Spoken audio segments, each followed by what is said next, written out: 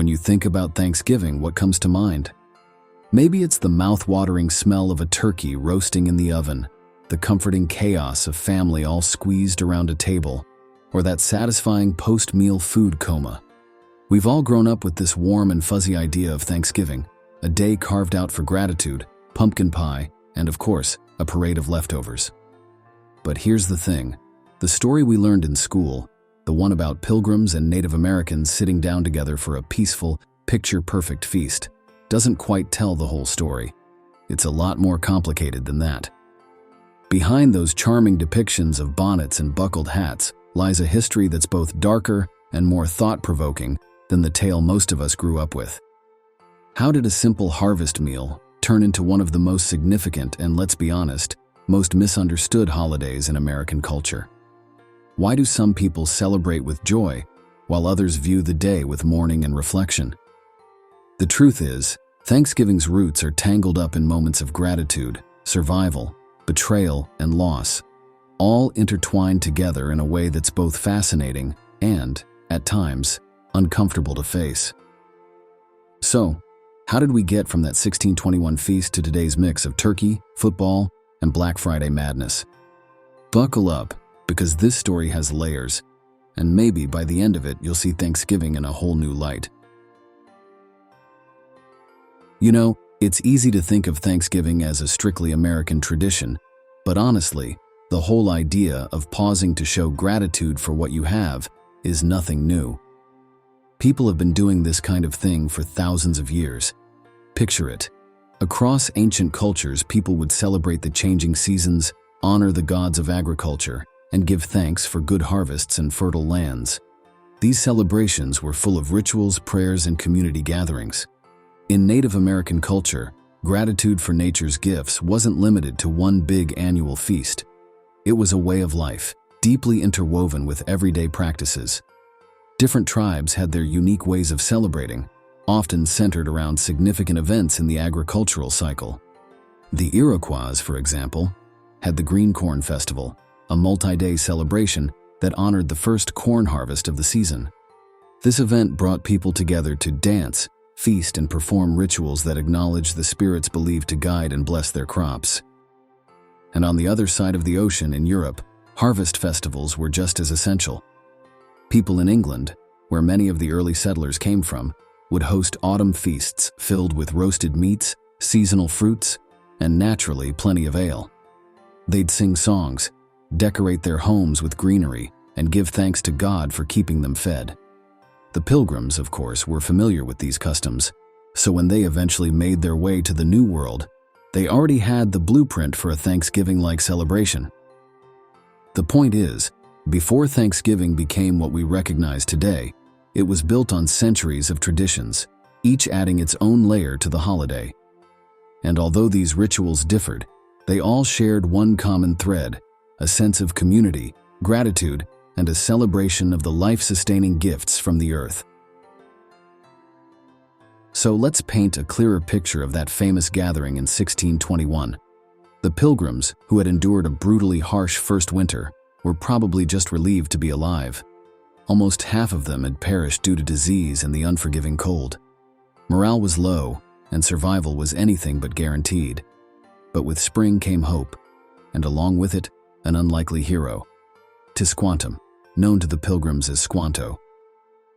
Now, Squanto wasn't your average Native American. He'd had a pretty wild life up to that point. Years before, he'd been captured by an English explorer, sold into slavery in Spain, and somehow made his way to England, where he learned English.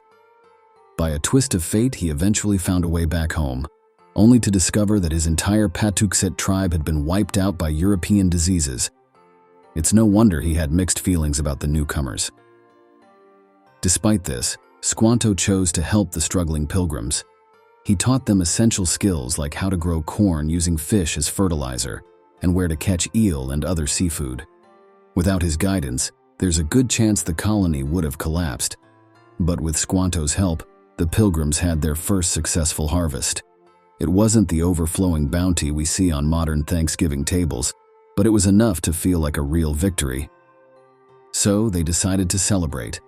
The Pilgrims invited their neighbors, the Wampanoag people, as a gesture of friendship and gratitude. The Wampanoag, led by Chief Massasoit, showed up in force, about 90 men. Keep in mind there were only around 50 surviving pilgrims, so the guests significantly outnumbered the hosts. Still, the Wampanoag came prepared. They brought deer for roasting, adding to the pilgrims' feast of fowl, fish, corn, and other local foods. It wasn't the turkey and cranberry sauce affair we know today. The meal included dishes made from native ingredients, probably seasoned with herbs, and maybe even prepared over open flames. There were games, contests, and perhaps even some uneasy moments. After all, the Pilgrims and the Wampanoag came from vastly different worlds. But for those 3 days, they put their differences aside. This first Thanksgiving wasn't intended to become an annual event, nor did anyone label it as such. It was more of a one-off celebration, a momentary truce between two cultures in a world that was rapidly changing. But as the years passed, the story took on a life of its own, often romanticized or simplified in ways that left out some crucial context. Yet, in that moment, there was genuine gratitude, mutual benefit, and hope, however fleeting it turned out to be.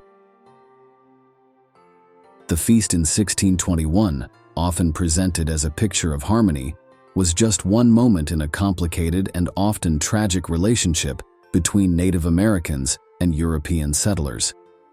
At the time, the Wampanoag people were dealing with their own set of challenges.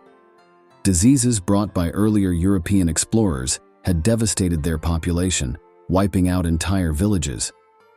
The arrival of the Pilgrims offered a potential alliance, not because the Wampanoag were naive, but because they were being practical. Facing threats from rival tribes, like the powerful Narragansett, Massasoit saw an opportunity to form a strategic partnership with these new settlers. For a while, things seemed to work out. The Pilgrims and the Wampanoag had a mutually beneficial relationship, trading goods and sharing knowledge.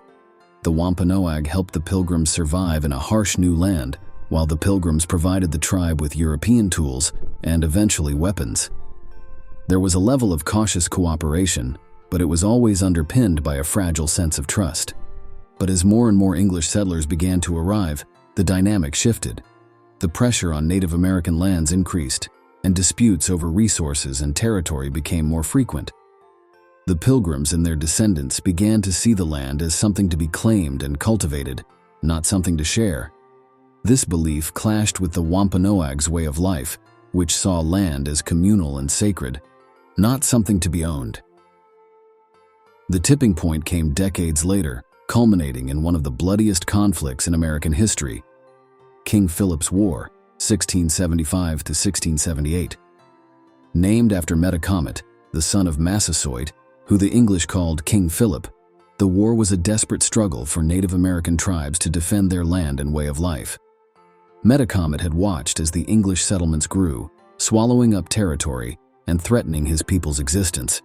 He eventually led a coalition of tribes in a fierce resistance against the colonists.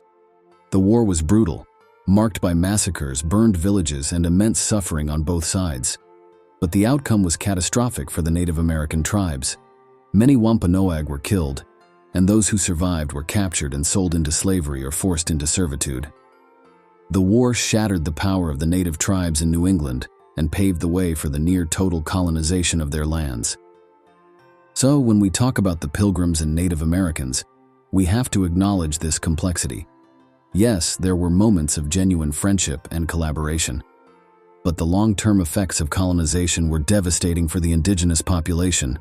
The Thanksgiving story we often hear glosses over the painful history that unfolded, where the initial peace and cooperation were replaced by conflict, displacement, and loss.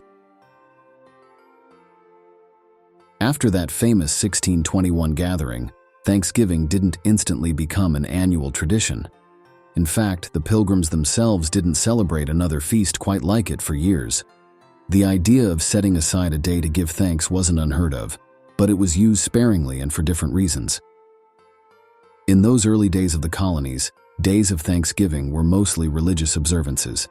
They were proclaimed in response to events like the end of a drought, a bountiful harvest, or even military victories.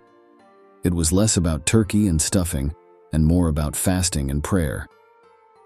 Governors, ministers, and religious leaders in the colonies would issue proclamations asking people to spend the day reflecting, praying, and expressing their gratitude to God. New England in particular became known for observing these days of Thanksgiving, but the idea was still inconsistent and varied from year to year. As the colonies expanded and the population grew more diverse, so did the reasons for Thanksgiving celebrations. Different groups brought their own customs and interpretations, which added new layers to the holiday. By the time we got into the 18th century, the emphasis started to shift a bit. Feasting became more common, especially when the reason for giving thanks was a good harvest. People began to see Thanksgiving days as a time to come together as a community, but the deeply religious roots were still there.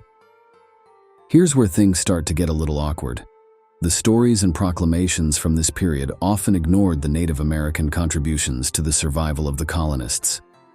The narrative was framed in a way that highlighted divine providence and the colonists' hard work, while the help they received from tribes like the Wampanoag faded into the background. The focus was more on the perceived blessings and successes of the European settlers, rather than the complex and often strained relationships with the indigenous people. In some ways, this rewriting of history started early. As colonies grew more secure and prosperous, there was less inclination to acknowledge how they'd gotten there. Instead, Thanksgiving evolved into a symbol of American resilience, with the backstory often polished to make it more palatable. The complexities of colonization, the land disputes, broken treaties, and violence were conveniently swept aside in favor of a story that emphasized gratitude and abundance. This selective memory would set the stage for Thanksgiving to become more of a national identity symbol in the years to come. But before it got there, it needed a strong advocate to push for the holiday's unification and standardization. Enter Sarah Josepha Hale, the determined woman who would change everything and give us the Thanksgiving we know today. Let's talk about Sarah Josepha Hale, the woman who essentially became Thanksgiving's biggest cheerleader. Now, you may not recognize her name immediately, but she was quite the influential figure in her day. Aside from being a writer and the editor of Godey's Ladies' Book, a wildly popular women's magazine in the 19th century, she was also the author of Mary Had a Little Lamb. Yeah, that Mary. Hale had a vision for Thanksgiving, and she wasn't going to let it go. In the early 1800s, Thanksgiving was still mainly a New England thing, celebrated inconsistently across the United States. Hale believed that a national Thanksgiving holiday could bring the country together, especially during times of division. To her, it was more than just a day of feasting. It was about promoting unity, family, and gratitude. Given how fractured the country had become in the years leading up to the Civil War, it's not hard to see why she thought this was important. Starting in 1846, Hale embarked on a tireless campaign to make Thanksgiving a national holiday. She wrote countless letters to presidents, governors, and influential figures, arguing that a united day of thanks would benefit the entire nation. Year after year, she published editorials, recipes, and ideas for how families should celebrate the holiday. Her vision of Thanksgiving was a warm, domestic affair, filled with roasted meats, seasonal vegetables, and pies, all shared around a family table. But there was a glaring omission in her campaign. She rarely, if ever, mentioned the contributions of Native Americans or the complexities of the original Thanksgiving story. Still, Hale's persistence paid off.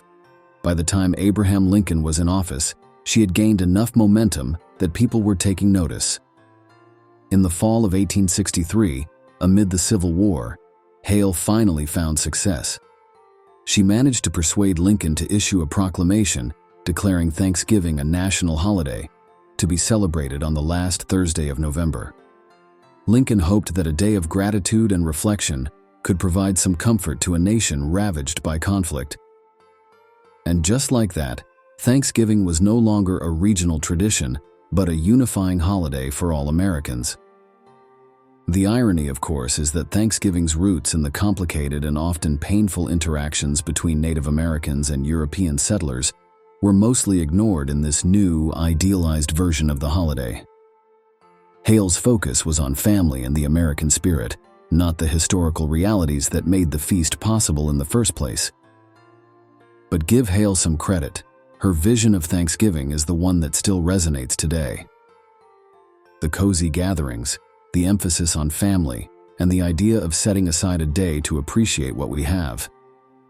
That all started with her relentless campaign. Sure, it left out some crucial history, but it did give Americans a reason to pause, reflect, and come together, even in times of deep division. Hey everyone, just a quick intermission here. I wanted to say thank you for watching this video. It really means a lot to me. Did you know that over 80% of you who are watching right now aren't subscribed to the channel? If you've enjoyed this content so far, it would be incredible if you could hit that subscribe button.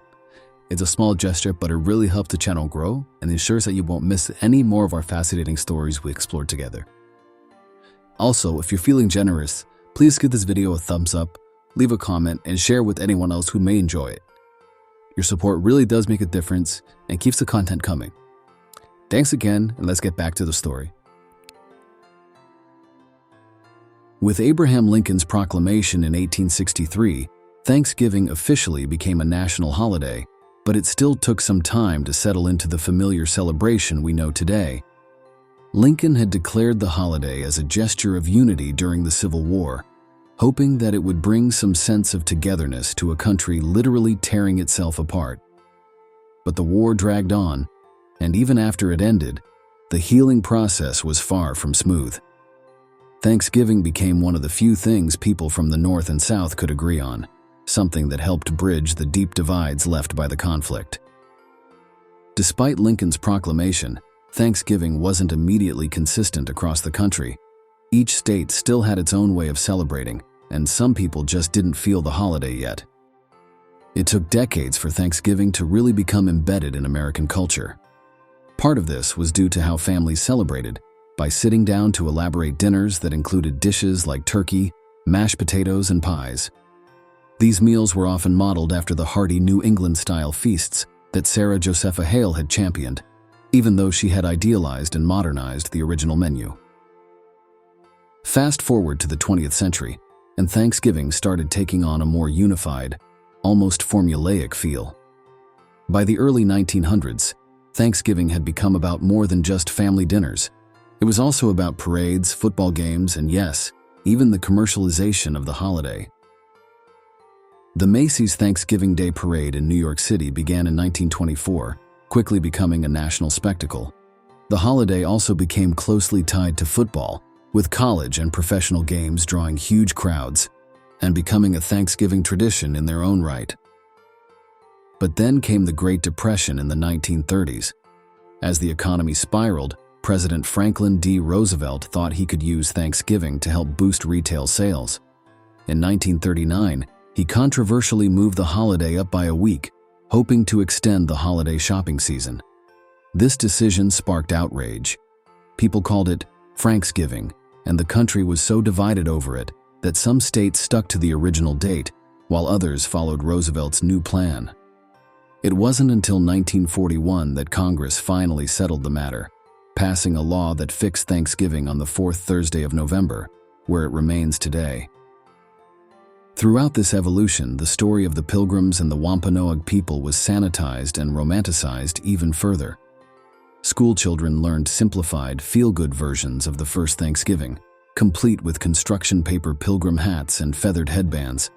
The reality that the Wampanoag people's kindness was met with eventual betrayal and devastating loss was often omitted from the narrative.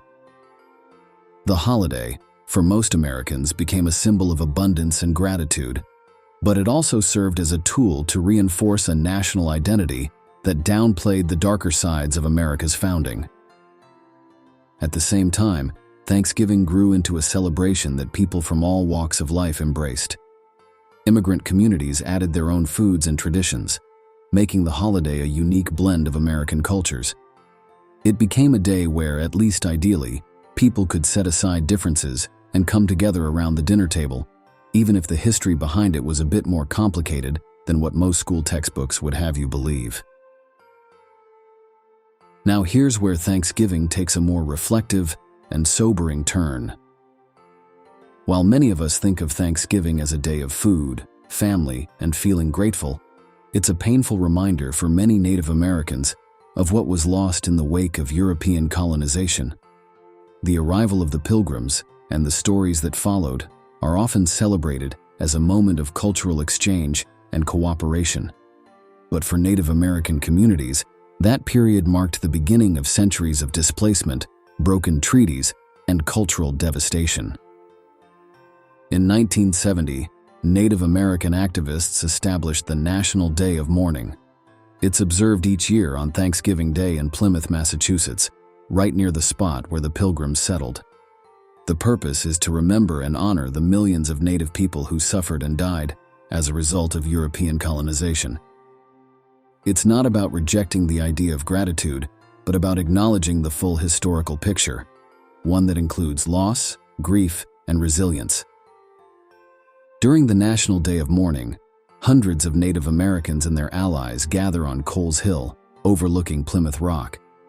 It's not just a time of mourning, but also a time to raise awareness about ongoing struggles faced by Indigenous communities. Speeches are made, prayers are offered, and moments of silence are observed for ancestors who endured unimaginable hardship. The event serves as a platform to talk about issues that Native communities still face today, like land rights, healthcare disparities, and cultural preservation. The contrast between the Thanksgiving celebrated in most American households and the National Day of Mourning couldn't be more striking. One focuses on abundance and gratitude, while the other highlights survival against overwhelming odds. And both perspectives are real and valid. Despite everything, the land taken, the people lost, and the cultural erasure, Native communities have kept their traditions, languages, and ways of life alive. It's a story of resilience that deserves as much recognition as the holiday itself. It's not about guilt or feeling bad for celebrating Thanksgiving. It's about recognizing that the story isn't as simple as we were taught in school. The Pilgrims didn't just share a friendly meal with the Wampanoag and go on to live happily ever after. The Wampanoag people, who once numbered in the tens of thousands, saw their population decimated by disease, violence, and loss of land. The first Thanksgiving may have been a brief moment of peace, but it was followed by years of hardship for Native tribes. Thanksgiving today is a far cry from what it was in the 17th century. What started as a survival-based harvest feast has evolved into one of the most widely celebrated holidays in the United States. It's a day where most of us gather around dining tables filled with turkey, stuffing, mashed potatoes, and pies of every flavor imaginable. And while the menu has become pretty standardized over the years, the ways people celebrate Thanksgiving have continued to evolve and reflect the diversity of American culture. Football has also cemented itself as a Thanksgiving staple. The NFL's Thanksgiving Day games draw massive viewership, and whether your team wins or loses, it's all part of the day's experience. Friends and families huddle around screens, cheering or groaning in unison, and for many, this is just as essential as the meal itself. It's a day where sports rivalries play out alongside old family debates over who gets the last piece of pumpkin pie. But what about the not-so-fun part of Thanksgiving? The pressure and stress. For the person cooking, it can feel like a marathon, juggling a dozen dishes and trying to time everything perfectly. Thanksgiving isn't always a picture-perfect scene out of a Norman Rockwell painting. There are family arguments, overcooked turkeys, and the chaos of trying to keep little ones entertained while food is being prepared. Yet, in the end, it's these imperfect moments that become part of the memories. Now, let's talk about the other side of Thanksgiving, Black Friday. This bizarre and often hilarious retail phenomenon has become almost inseparable from the holiday weekend. Once Thanksgiving dinner is over and the dishes are barely dry, some people shift gears entirely, ready to hunt for the best bargains. Stores open at ridiculous hours, or in some cases on Thanksgiving night itself, and shoppers line up outside, braving freezing temperatures just to snag a deal. The lengths people go to for Black Friday deals are nothing short of epic, and honestly, a little unhinged. Some die-hard shoppers camp out days in advance, armed with tents, portable heaters, and enough snacks to survive a mini-apocalypse. And when those doors open, it's a frenzy. People have been known to push, shove, and even sprint down aisles, all for a shot at a heavily discounted flat-screen TV. You'd think they were competing in some kind of high-stakes, full-contact sport. And let's be real, the stories and videos that come out of Black Friday are wild. We've all seen those clips of people wrestling over the last discounted air fryer, or the person who dives into a sea of shoppers, like they're auditioning for a wrestling match. It's like witnessing a stampede, but instead of wild animals, it's a horde of humans in sweatpants, ready to fight for a $10 toaster. The irony, of course, is how quickly the vibe shifts. One moment, people are gathered around a table, sharing heartfelt expressions of gratitude. The next, they're elbowing strangers out of the way for a doorbuster deal. But hey, if wrestling for half-price electronics is your post-turkey cardio, more power to you. And for those who prefer to avoid the chaos, Cyber Monday has become a more civilized alternative. You can browse deals from the comfort of your home, wearing pajamas, with no need to throw elbows or camp out in a parking lot. It's a sign of the times, but it does make you wonder about the whole concept of gratitude and how quickly it turns into a quest for more stuff. Despite the absurdity, there's something undeniably American about the whole Black Friday phenomenon. It's equal parts ridiculous and entertaining, and for many, it's become a family tradition in its own right. So whether you're watching the parade, cheering on your favorite football team, or dodging elbows for a bargain, Thanksgiving weekend has something for everyone. And while we can laugh at the shopping madness, the core of the holiday remains the same. Food, family, and a whole lot of memories, both the heartwarming and the hilariously chaotic kind.